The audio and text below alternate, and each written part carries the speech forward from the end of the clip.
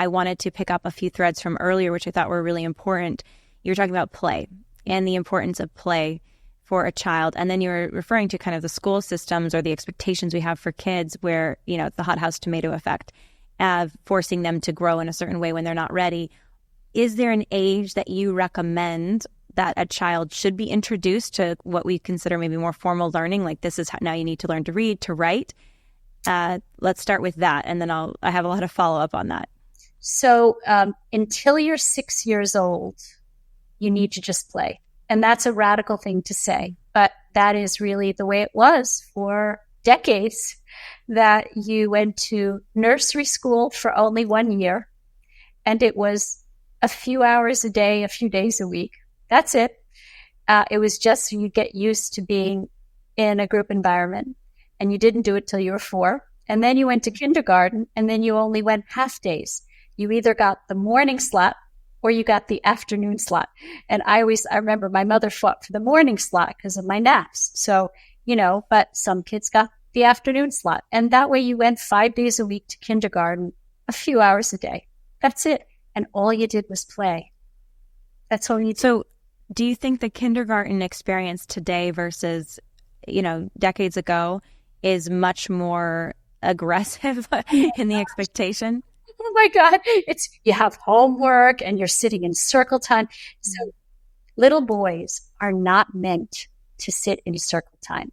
With all that testosterone rolling around in their bodies, they are not meant to sit quietly and learn in a group environment sitting in circle time. And so what it does is it causes them to feel inadequate. It stresses them out.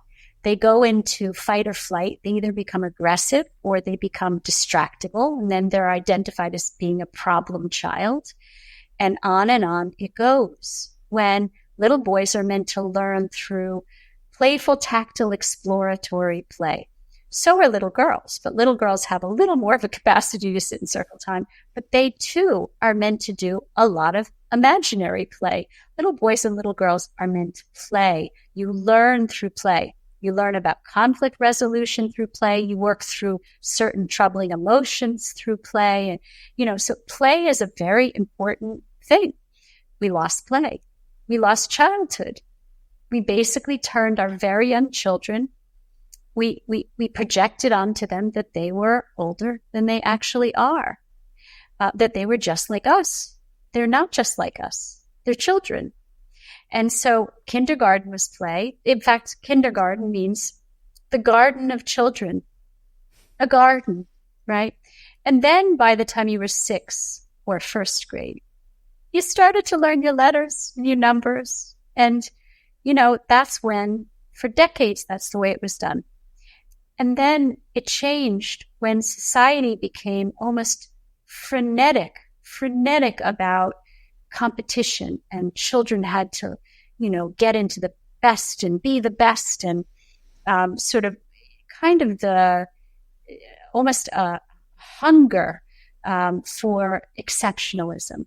Like I call it the democratization of exceptionalism, where every child had to be exceptional. So childhood went to the wayside, and children are suffering because of this, right? Because remember, to learn cognitively, you need to be able to tolerate a lot of frustration, and frustration tolerance comes from play.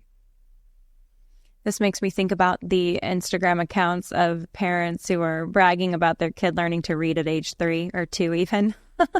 And how they've, and I remember looking at it, it's kind of interesting. It seems a little bit cool maybe, but my impression is they're building a strong bond with their child because they're finding ways to have their child play, and they're bonding with their child through it.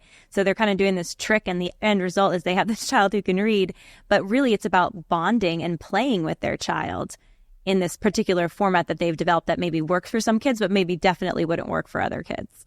Yeah. Again, what happens is children will learn. Just to be clear, you can teach children cognitive skills at a very young age. What happens is they collapse.